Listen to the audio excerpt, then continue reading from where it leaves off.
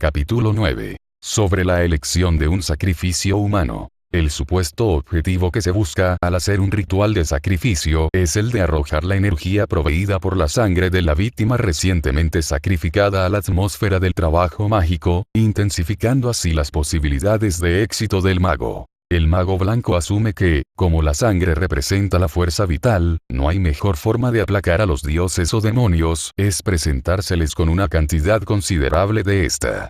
Combina este razonamiento con el hecho que una criatura moribunda está gastando una cantidad abundante de adrenalina y otras energías bioquímicas, y entonces tendrás lo que parece una combinación imbatible. El mago blanco, consciente de las consecuencias que atrae el matar un ser humano, utiliza naturalmente pájaros, u otras criaturas inferiores en sus ceremonias.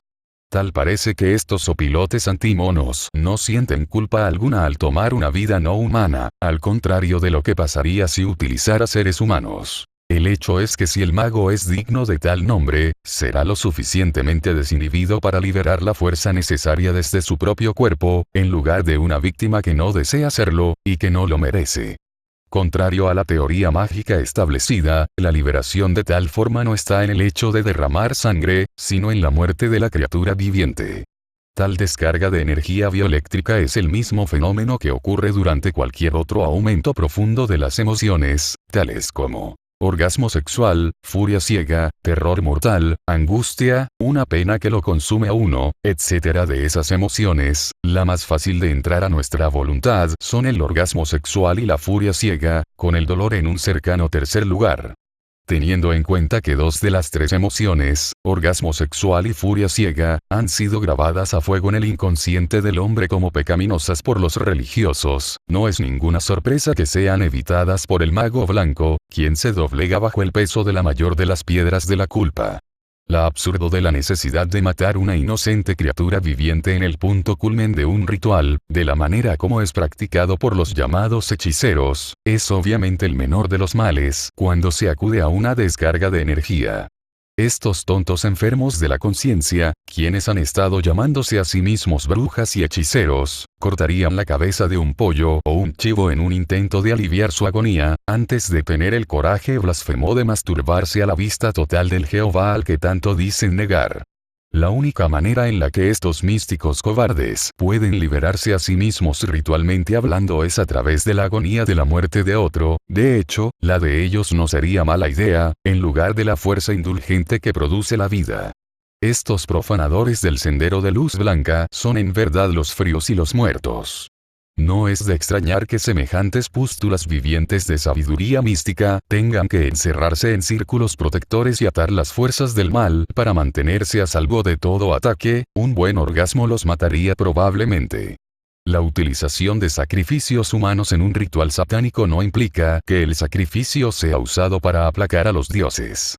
Simbólicamente, la víctima es destruida a través de los efectos de un hechizo en curso, lo cual lleva a su vez a la destrucción física o mental del sacrificio de manera no atribuibles al mago. La única manera que un satanista ejecutara un sacrificio humano sería con un doble objetivo: liberar la ira del mago en el lanzamiento de una maldición, y, lo que es más importante, disponer con libertad absoluta de un individuo molesto y que se lo merezca. Bajo ninguna circunstancia un satanista sacrificaría un animal o niño pequeño.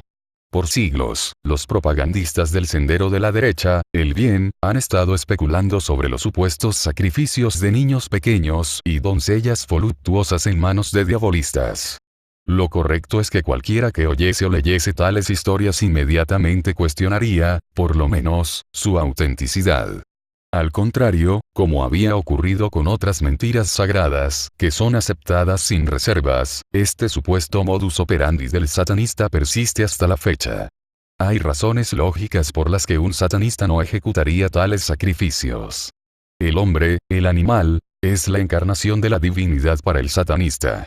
La forma más pura de la existencia carnal sobre la faz de la tierra se encuentra en los cuerpos de los animales y de críos humanos que no han crecido lo suficiente para negarse a sí mismos sus deseos naturales.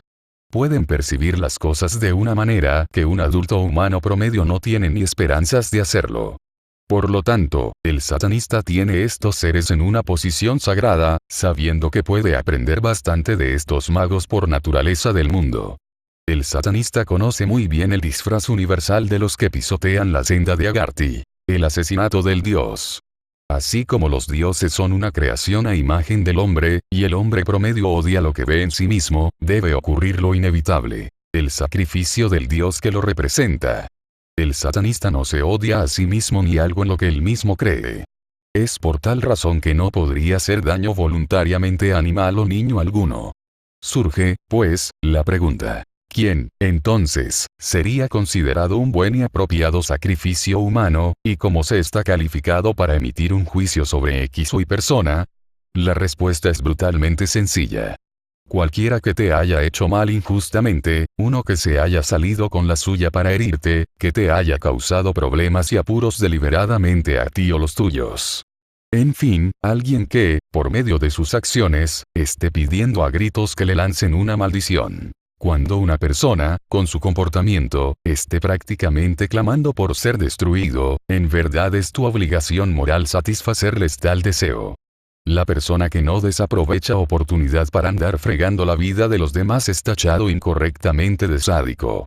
En realidad, esta persona es un masoquista mal encaminado que avanza hacia su propia destrucción. La razón por la que alguien te ataque viciosamente es porque tiene miedo de ti o de lo que representas, o están resentidos de tu condición. Son débiles, inseguros, y muy endebles una vez les has lanzado una maldición, y generalmente son sacrificios humanos ideales. A veces es fácil pasar por alto el mal obrar de la víctima de tu elección, cuando uno considera infeliz a alguien es porque probablemente lo es. Sin embargo, no es tan fácil arreglar los daños hechos por tu enemigo y enderezar o corregir algunas situaciones que haya causado. El sacrificio ideal puede ser emocionalmente inseguro, pero de ninguna forma puede, en las maquinaciones de su inseguridad, causarte daños severos a tu tranquilidad o reputación. Enfermedad mental, colapso nervioso, neurosis obsesiva, hogares destrozados, etcétera, etcétera, etcétera, hasta el infinito han sido excusas convenientes para acciones viciosas e irresponsables. Cualquiera que diga debemos tratar de entender a aquellos que hacen nuestra vida miserable, lo que se logra es ayudar a un cáncer social. Los que los defienden deberían de experimentar en carne propia qué se siente. Los perros rabiosos son eliminados, y necesitan mucha más ayuda que el humano que echa espuma por la boca cuando el comportamiento irracional está a la orden del día. Es fácil decir, ¿y qué? Esta gente es insegura, así que no pueden herirme. Pero queda el hecho, dada la oportunidad te destruirían. Por lo tanto, tienes todo el derecho de, simbólicamente, destruirlos, y si tu maldición provoca su aniquilación en el sentido literal de la palabra, alégrate que has ayudado a que el mundo se liberara de una peste. Si tu éxito o tu felicidad molesta a alguien, no le debes nada. Fue hecho para ser aplastado bajo tus pies. Si la gente tuviera que afrontar las consecuencias de sus propias acciones lo pensarían 2 veces. Capítulo 10. Vida después de la muerte a través de la satisfacción del ego. El hombre es consciente que algún día morirá. Otros animales, cuando se acercan a la muerte, saben que están a punto de morir. Pero no es hasta que la muerte es segura que el animal siente próxima su hora partida. Y aún entonces no sabe exactamente lo que implica morir. Se ha señalado muchas veces que los animales aceptan la muerte pasivamente, sin temor o resistencia alguna. Este es un concepto muy hermoso, pero que solo es verdadero en casos donde la muerte es inevitable. Cuando un animal está enfermo o gravemente herido, luchará por su vida hasta la última onza de fuerza que le quede. Es esta irrevocable voluntad de vivir la que, si el hombre no estuviese tan altamente evolucionado, le daría el espíritu combativo que necesita para seguir con vida. Es bastante conocido el hecho que mucha gente se muere porque se rinden y ya no les importa vivir. Esto es comprensible si la persona está enferma, sin ninguna posibilidad aparente de recuperarse. Pero muchas veces este no es el caso. El hombre se ha vuelto perezoso. Ha aprendido a tomar la salida más fácil. Incluso para muchas personas el suicidio es menos repugnante que cualquier cantidad de pecados. La culpa de todo esto la tiene la religión. En la mayoría de las religiones, la muerte es considerada como un gran despertar espiritual, para el cual uno se prepara durante toda la vida.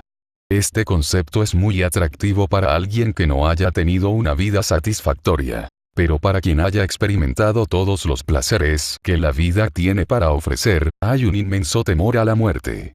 Así es como debería ser. Este anhelo y deseo de vivir es el que permitirá a la persona vital seguir viviendo, después de la muerte inevitable de su envoltura corporal. La historia nos muestra que los hombres que han entregado sus vidas en pro de un ideal han sido deificados por su martirio. Los líderes políticos y religiosos han sido muy cuidadosos a la hora de trazar sus planes. Al ensalzar a los mártires ante sus semejantes como ejemplos brillantes, eliminan la reacción de sentido común de que la autodestrucción voluntaria va en contra toda lógica animal. Para el satanista, el martirio y el heroísmo no individualizado han de asociarse no con la integridad, sino con la estupidez. Obviamente, esto no se aplica a situaciones que impliquen la seguridad de un ser querido. Pero el dar la vida por algo tan impersonal como un asunto político-religioso es ya masoquismo supremo. La vida es la gran indulgencia, la muerte la gran abstinencia. Para una persona que esté satisfecha con su vida terrena, la vida es como una fiesta, y a nadie le gusta irse de una buena fiesta. Por la misma razón, si una persona está pasando bien aquí en la tierra, no dejará esta vida tan fácil por la promesa de una vida futura de la que no sabe nada. Las creencias místicas orientales enseñan a los humanos a disciplinarse a sí mismos contra cualquier voluntad consciente de mejorar o sobresalir en la vida, para que puedan disolverse en una conciencia cósmica universal, cualquier cosa con tal de evitar la saludable sensación de autosatisfacción u orgullo honesto que se siente por los logros terrenales.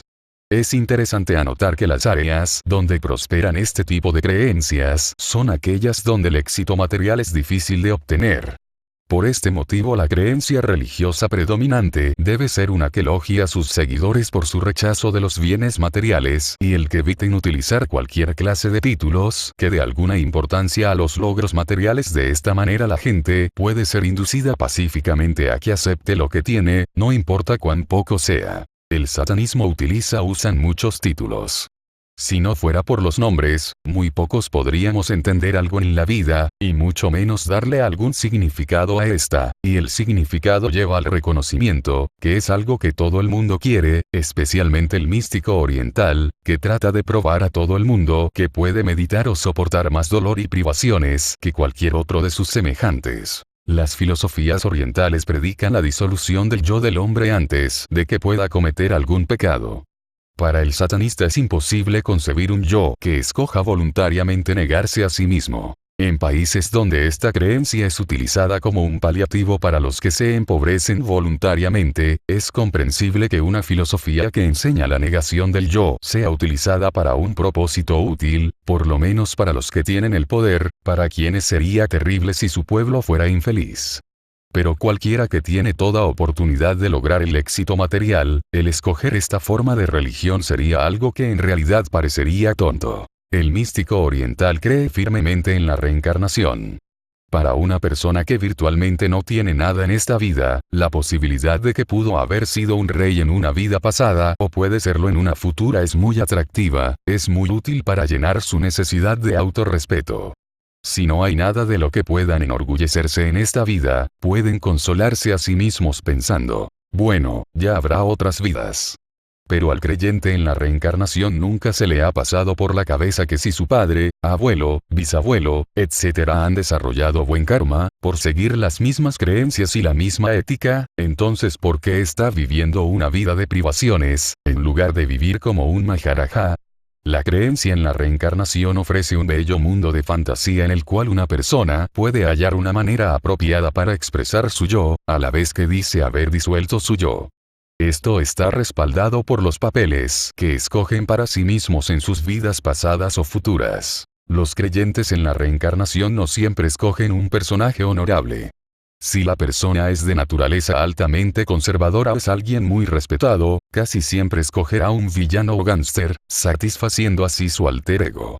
O bien, una mujer de estatus social puede elegir una prostituta o cortesana famosa, como imagen de sí misma en una vida anterior. Si la gente fuera capaz de separarse a sí misma del estigma que trae consigo la satisfacción del yo, no tendrían necesidad de estos juegos para engañarse a sí mismos, como la reencarnación, como una manera de satisfacer su necesidad natural de darse gusto. El satanista cree en la gratificación total de su yo.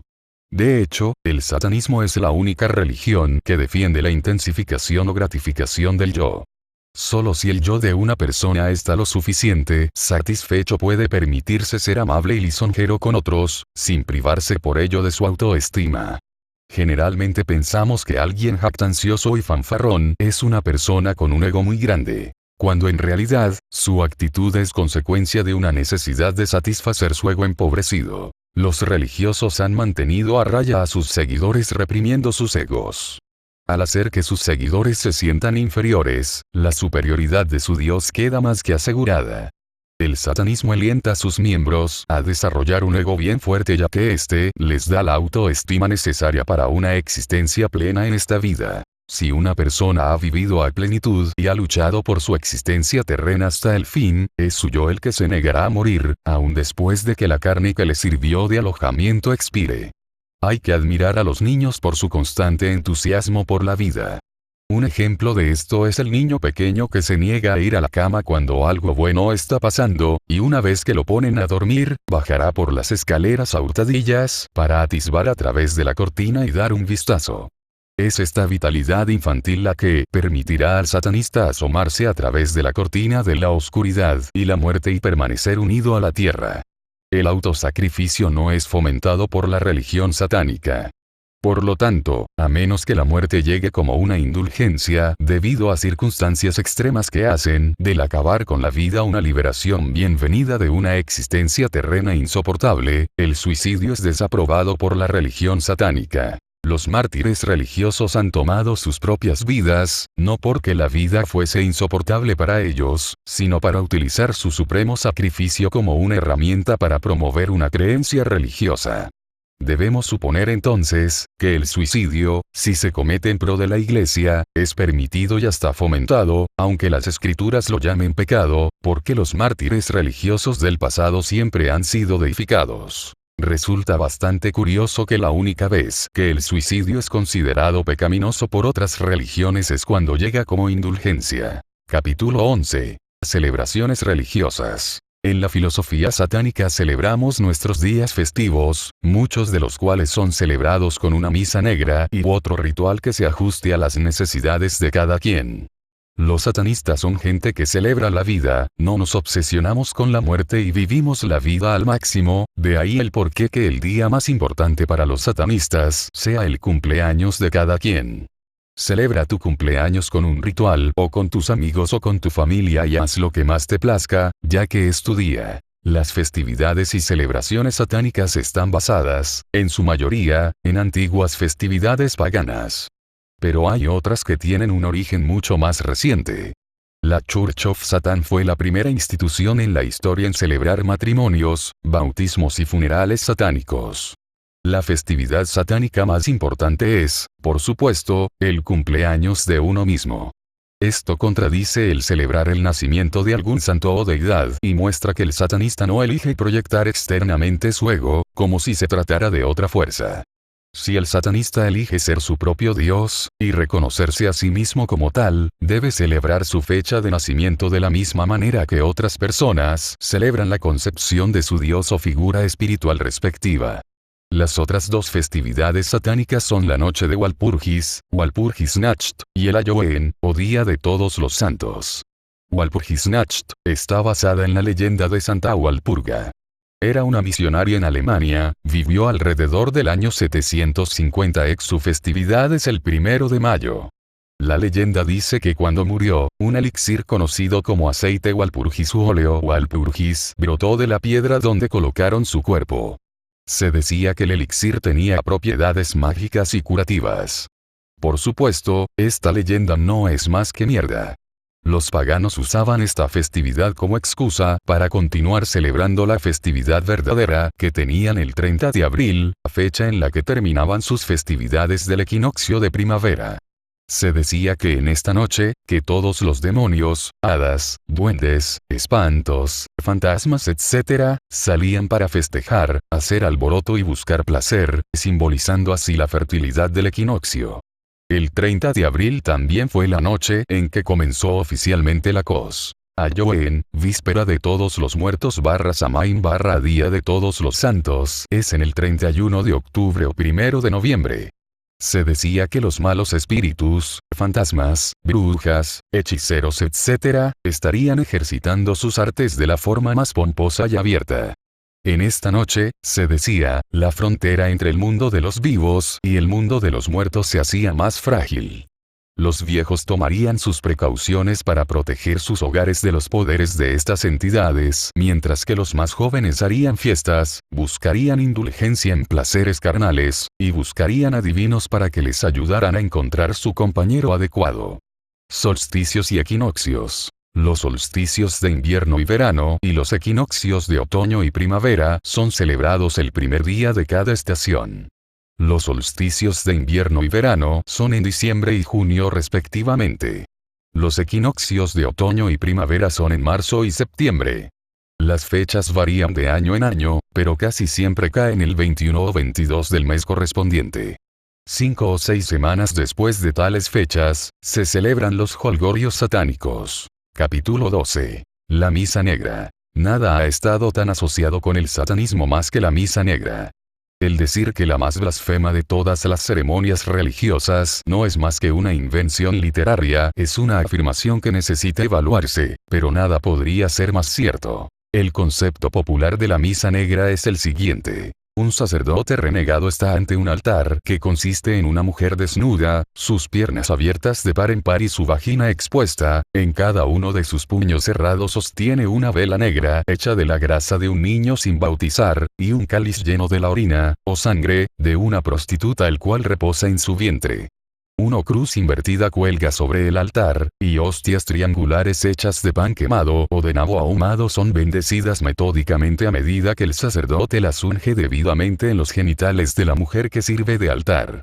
A continuación, se nos dice, se hace una invocación a Satán y varios demonios, la cual es seguida por un desfile de oraciones o salmos cantados al revés o llenos de obscenidades, todo ello realizado dentro de los confines de un pentagrama protector, trazado en el suelo. Si el diablo aparece, lo hace invariablemente bajo la forma de un hombre bastante ansioso que lleva la cabeza de un chivo negro sobre sus hombros. Sigue a continuación un potpurrí de flagelaciones, quema de libros religiosos, cuniligus, felaciones, y besuqueo de cuartos traseros, todo ello teniendo como fondo un cantar constante de letanías de la Sagrada Biblia, y profanaciones continuas de la cruz. Si durante el ritual se puede matar un bebé, tanto mejor. Porque como todo el mundo sabe, este es el deporte favorito de un satanista. Si esto suena repugnante, es fácil entender el éxito que tuvieron las misas negras en mantener a los fieles devotos resguardados en sus iglesias. Ninguna persona decente, al enterarse de tales blasfemias, podría dejar de tomar partido por los inquisidores. Los propagandistas de la iglesia hicieron muy bien su trabajo, informando al público a su debido tiempo de las herejías y actos horrendos de los paganos, cátaros, bogomilos, templarios y muchos otros a los que, debido a sus filosofías dualistas y su lógica, a veces satánica, tenían que ser erradicados. Las historias de niños sin bautizar que eran robados por los satanistas para utilizarlos en su misa no solo fueron métodos de propaganda bastante efectivos, sino que también dieron a la iglesia de una fuente de ingresos constantes, cuando las preocupadas familias corrían a bautizar sus hijos para que no se los llevaran. Ninguna madre cristiana, al escuchar de los diabólicos secuestros, dejaría de bautizar a sus hijos. Otra faceta de la naturaleza del hombre quedaba patente en el hecho que el escritor o artista, de pensamientos lascivos, podía ejercitar sus predilecciones más obscenas, retratando las actividades de los herejes. El censor que vigila toda la pornografía, para saber de qué tiene que proteger a los demás, es el equivalente moderno del cronista medieval de los hechos obscenos del satanista, y, por supuesto, su moderna contraparte periodística. Se cree que la colección más extensa de pornografía está en manos del Vaticano. El besar el trasero del diablo durante la misa negra tradicional, es fácilmente reconocible como el antecesor del término moderno utilizado para describir a alguien que, al adular el ego de otra persona, obtendrá algún beneficio material del sujeto en cuestión. Como todas las ceremonias satánicas se realizaban en busca de cosas reales y materiales, el osculum infame, o beso de la vergüenza, era considerado un requisito simbólico para el éxito terrenal, más que espiritual. La creencia popular es que el servicio o ceremonia satánica siempre se ha llamado misa negra. Una misa negra no es la ceremonia mágica practicada por satanistas. El satanista solo empleará una misa negra como una forma de psicodrama. Además, una misa negra no implica necesariamente que quienes la realicen sean satanistas. Una misa negra es esencialmente una parodia del servicio religioso de la Iglesia Católica Romana, pero puede ser fácilmente aplicada como sátira de cualquier ceremonia religiosa. Para el satanista, la misa negra, en su blasfemia de los ritos ortodoxos, no es más que una redundancia. Los servicios de todas las religiones establecidas son en realidad parodias de antiguos rituales celebrados por quienes adoraban la tierra y la carne. En un intento de desexualizar y deshumanizar las creencias paganas, los religiosos de las creencias espirituales ocultaron el significado verdadero de los rituales bajo el blando eufemismo que hoy se considera misa verdadera. Aun si el satanista fuera a pasarse cada noche haciendo una misa negra, no estaría haciendo nada distinto del piadoso feligres que va compulsivamente a su propia misa negra, su propia tergiversación de los ritos honestos y emotivos de la antigüedad pagana. Cualquier ceremonia considerada una misa negra debe ser chocante y ultrajante, ya que esta parece ser la medida de su éxito. En la Edad Media, blasfemar contra la Santa Iglesia era algo chocante. Ahora, sin embargo, la Iglesia no presenta la imponente imagen que tenía durante la Inquisición. La misa negra tradicional ya no es el espectáculo ultrajante para el diletante o el sacerdote renegado que una vez fue. Si el satanista desea crear un ritual para blasfemar una institución acertada, con el propósito del psicodrama, tiene que escoger cuidadosamente uno que no solo sea parodia. De esta forma, estará atentando contra una vaca sagrada.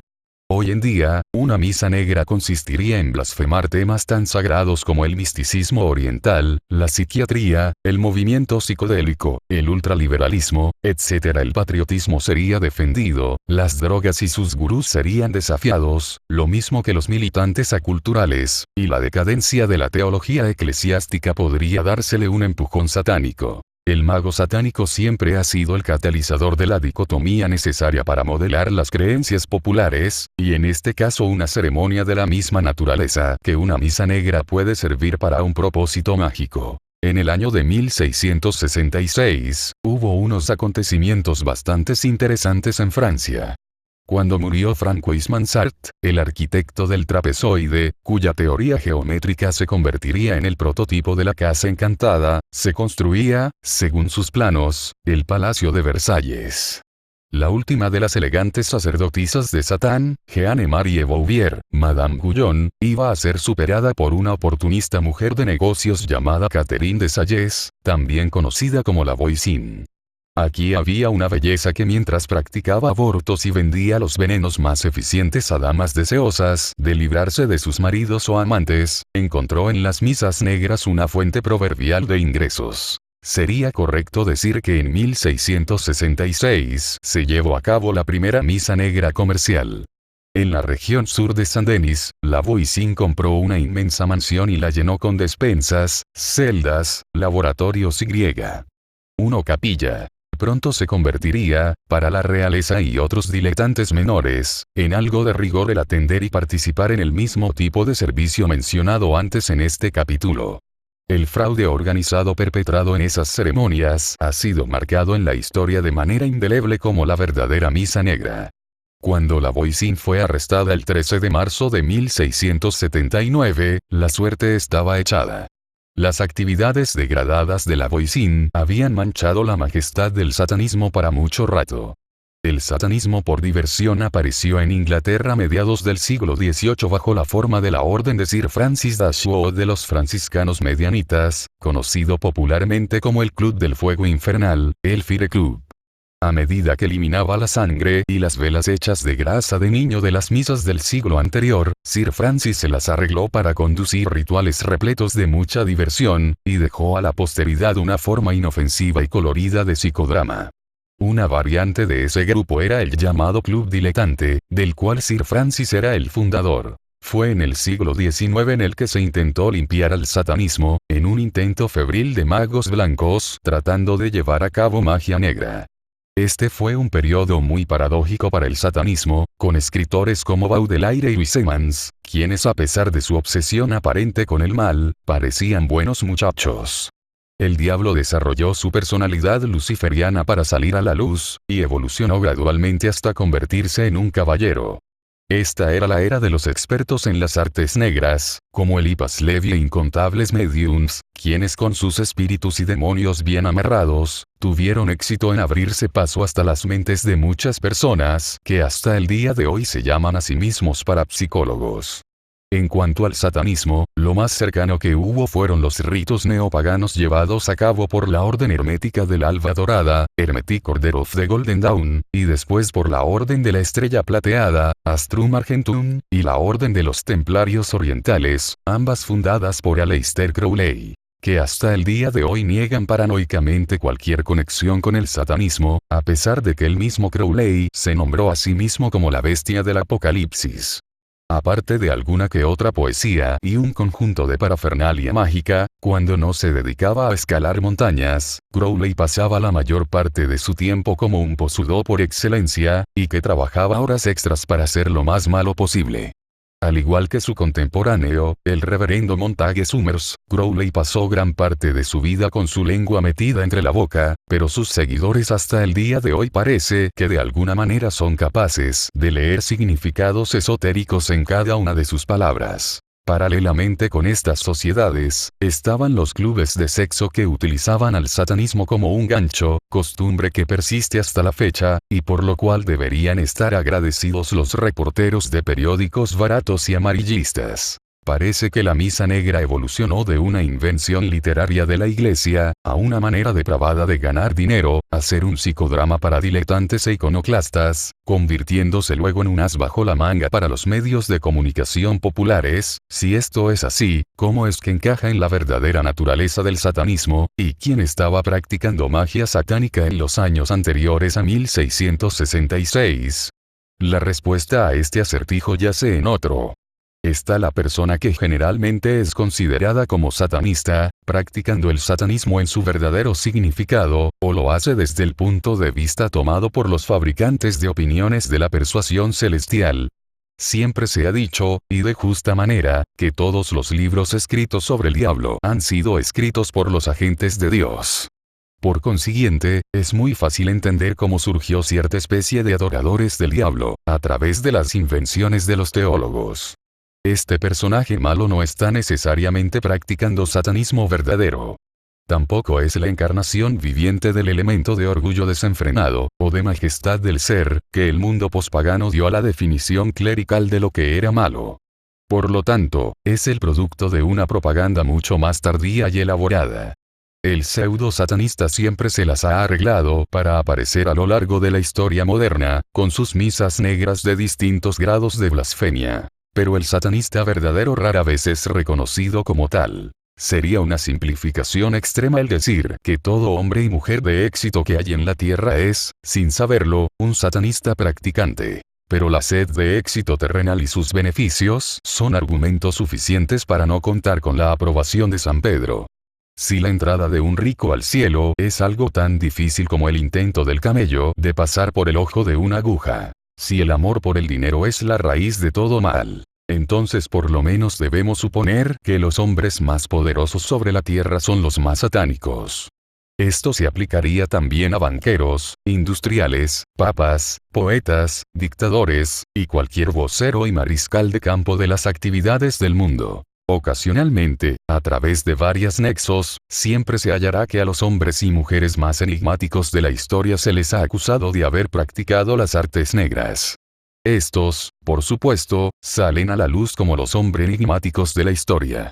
Nombres como Rasputín, Sarov, Cagliostro, Roseberg y otros por el estilo son eslabones, o rastros por así decirlo, del verdadero legado de Satán, un legado que trasciende cualquier diferencia étnica, racial y económica, lo mismo que trasciende ideologías temporales. Una cosa es segura. Los estándares, filosofías y prácticas expuestas en estas páginas son utilizadas por los humanos más autoconscientes y poderosos sobre la Tierra. En los pensamientos secretos de cada hombre y mujer aún motivados por mentes claras e inquietas, reside el potencial del satanista. Como siempre ha sido,